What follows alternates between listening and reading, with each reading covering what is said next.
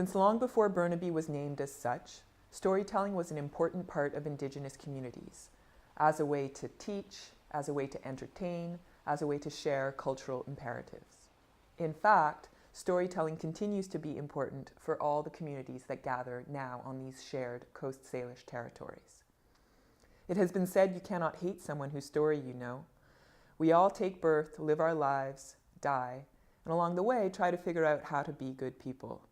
Stories and storytelling have been our primary tools for doing so. Acknowledging the rich, textured, and layered history of this place, new immigrants gathered, developed a sense of their landscapes, let their narratives flow, and accessing a universal depth, they came away with a sense of community, feeling heard, celebrated, and seen. This is the good and important work of all nations learning to live together on shared territory in a good way.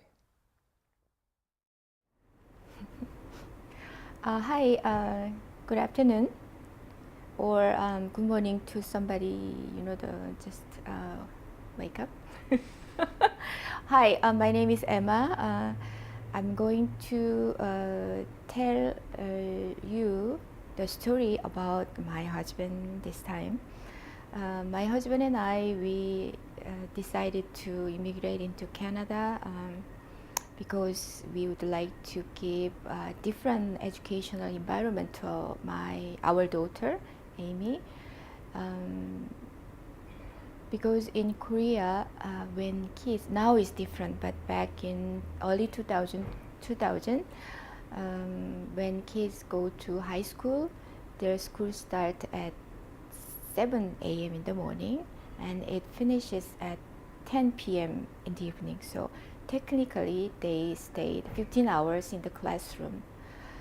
The entire society is very much competition driven. So the schools are focusing on increasing enrollment rate of college. So the students are being pushed studying very hard about subjects like math and English, but music, arts, and PE and ethics are de-emphasized. So my husband and we couldn't agree with that idea, and we don't think our daughter could survive in the school system.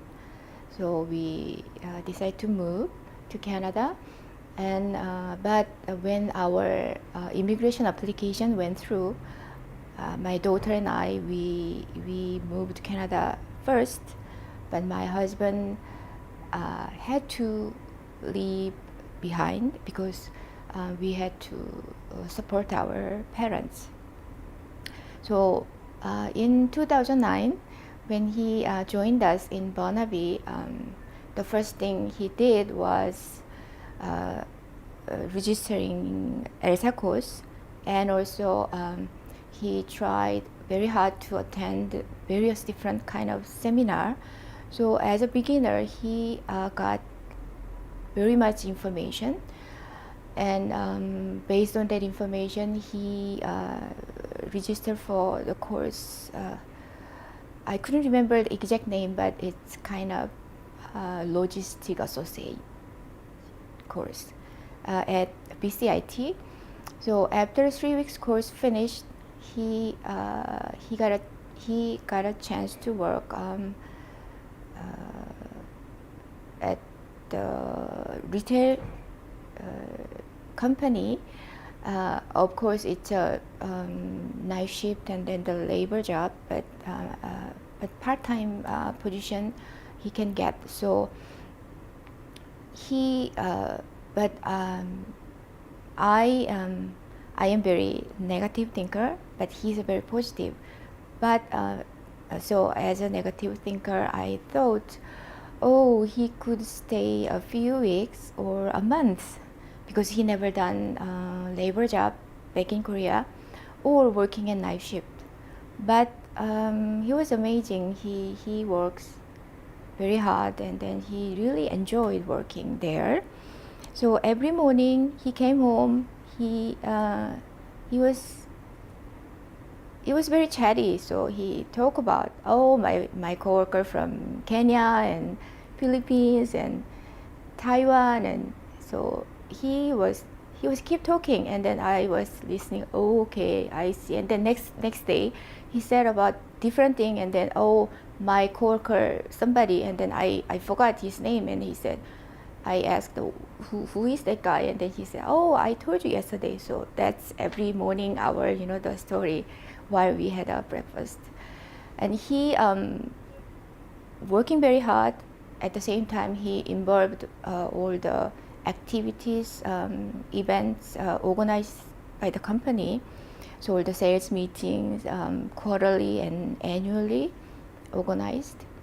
And he was working very hard, and also he is grateful and he cares for people.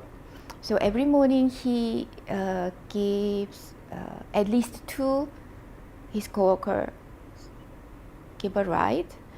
But now I think he gives 4 coworkers a ride.